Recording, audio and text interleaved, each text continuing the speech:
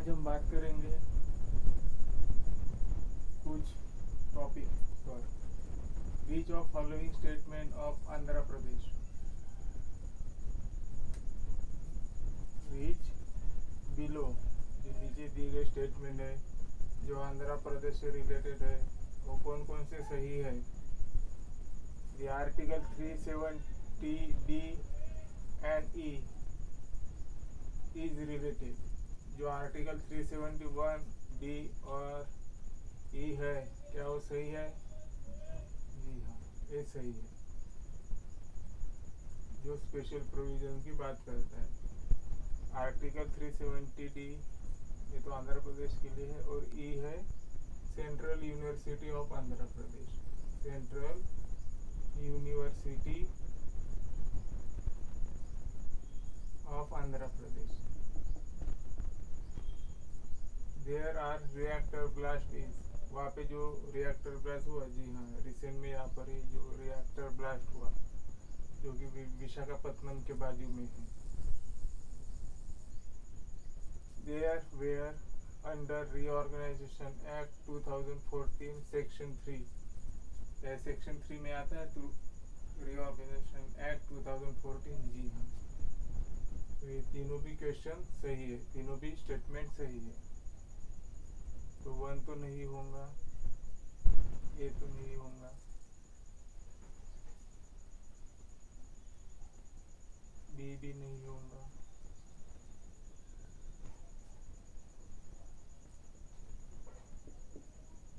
सी होगा। तो तीनों भी सही है ना। डी नन नहीं, ये नहीं होगा। Where about located of Shanshan typhoon, जो शानशान टाइफून था वो कहाँ आया था? थाईलैंड में नहीं, चाइना में नहीं, जापान में। जी हाँ, अभी देखिए आपने यहाँ पे दो पॉसिबिलिटी कट कर दी तो बची दो। तो ये टाइफून शानशान इंडिया जापान में हो सकता है, तो आपको एक चूज करना पड़ेगा। शानशान नाम है तो ये जापान से रिलेटेड है, इंडिया में ऐसी नाम पाया नहीं जाता है। हाँ, ऐसी बता सकता है कि जो मतलब शानशान नाम है वो कौन से देश का है, तो अपने को जापान टिक मार्क करना पड़ेगा। Where about located Bandapur solar located, Bandapur solar located है ना, ये हमारे भारत का सबसे बड़ा सोलर पार्क है। सोलर पार्क,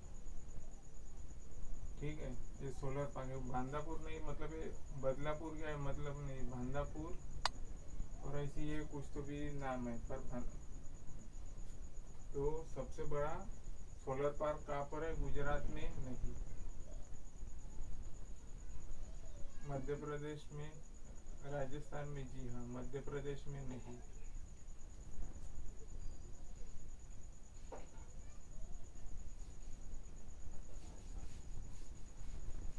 महाराष्ट्र में भी नहीं होगा। तो मध्य प्रदेश में पाया जाता है हमारे देश का सबसे बड़ा सोलर पार्क।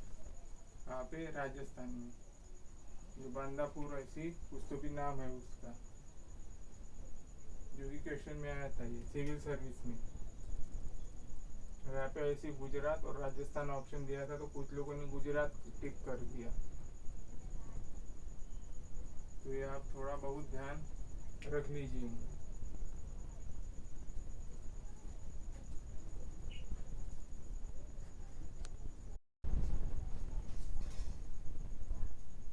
आइए साथियों, which of following statement about article 249,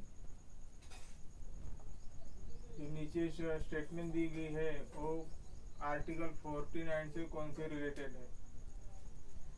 monument, manuscript, religious and environment. Manuscript से तो नहीं, आर्टिकल जो आती है मैन्युस्क्रिप्ट से तो ये कौन सी आती? रिलीजियस से। तो आर्टिकल 25 से ये रह सकती थी, पर ये नहीं है, ठीक है। ये भी आर्टिकल 25 228, इनॉर्मेंट 47, 48 आर्टिकल नहीं, तो फिर मोनूमेंट आ जाएगा। आप पता रहता तो सीधा आप मोनूमेंट को कर दीजिए, नहीं पता है तो आपको फिर ऐसे ही थोड़ा बहुत कुछ अपना बुद्धि तर्क निकाल के, तर्क संगत निकाल के आंसर तो पहुंचना पड़ेगा। ये जो आर्टिकल 49 मोनूमेंट के लिए है ना, ये चर्चे में थी। किस चर्चे में थी? महाराष्ट्र के लिए चर्चे में थी, जो कि हमारे शिवाजी महाराज का जो पुतला गिर गया था उससे रिलेटेड है ये। तो जो ये एमपीएससी में भी आ सकती है, ठीक है, जो आर्टिकल 49 है वो, तो इसे आप ध्यान में रखिए।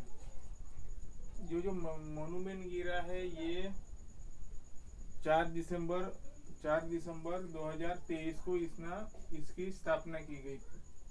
और अभी कुछ मतलब जो समुद्र के लहरें और जो मौसमी प्रवाह की वजह से शायद ये गिर गया है, या कुछ स्ट्रक्चर कम लूज हो गया होगा। चलिए आगे। Which are under article union, state and concurrent list. तो कौन सा आर्टिकल है जो संघ, राज्य और समवर्ती सूची में हमें दिखाई देता है? आर्टिकल 22(1) नहीं, ये लिबर्टी से रिलेटेड है, right to life and freedom of liberty. Article 26, जी हाँ, ये हो सकता है। आर्टिकल 263 नहीं, ये रिवर एंड रिवर वैली से रिलेटेड है। नहीं, ये आर्टिकल 262 है, रिवर एंड रिवर वैली।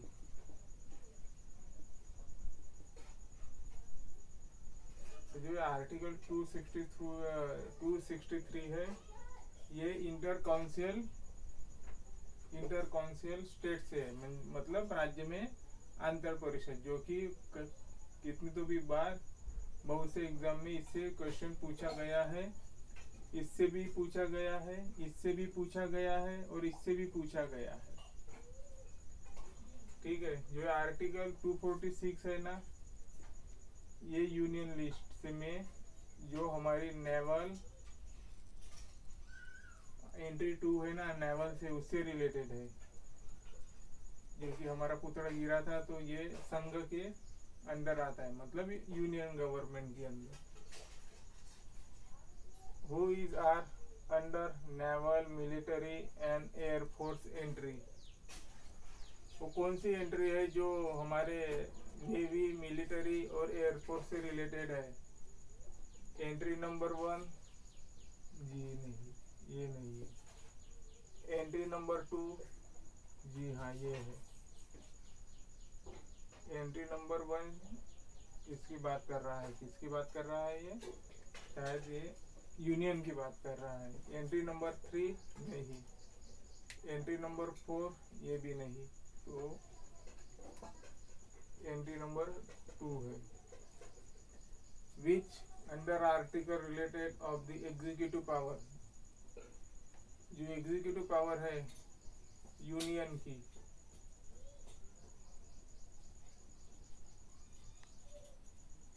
वो किस में निहित है? कौन सा आर्टिकल है?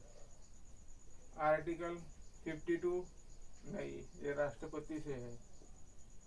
आर्टिकल 53, जी हाँ, ये कह रहा है। कौन सा सेक्शन है ये कौन सा सब क्लाउज है? सब क्लाउज 2 है शायद, 2 ही है, हाँ 2 ही है। सब article clause 3 of article 53। Article 49 तो मोन्यूमेंट से रिलेटेड है। Article 50 executive power and judiciary से रिलेटेड है, जो कि कहता है कि जो एग्जीक्यूटिव पावर है वो जुडिशियरी से हटकर रहेगा। Which under schedule of validation of certain act and regulation. Which under schedule of validation certain act and regulation. वो कौन सा शेड्यूल है जो वैधानिक विवक्षित अधिनियम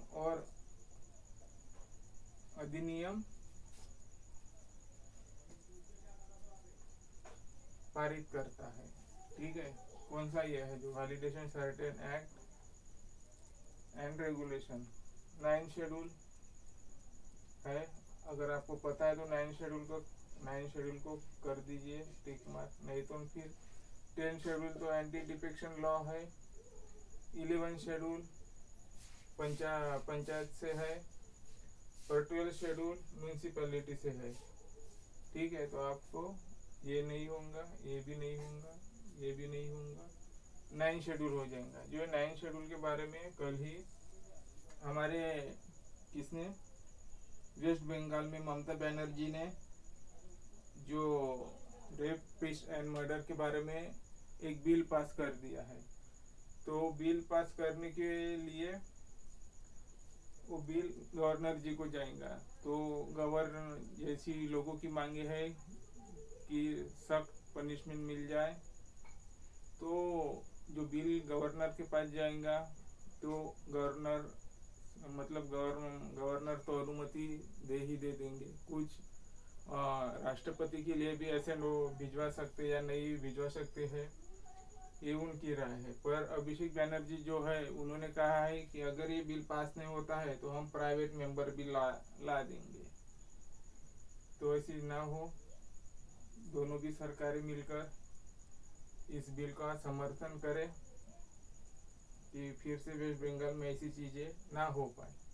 थैंक यू।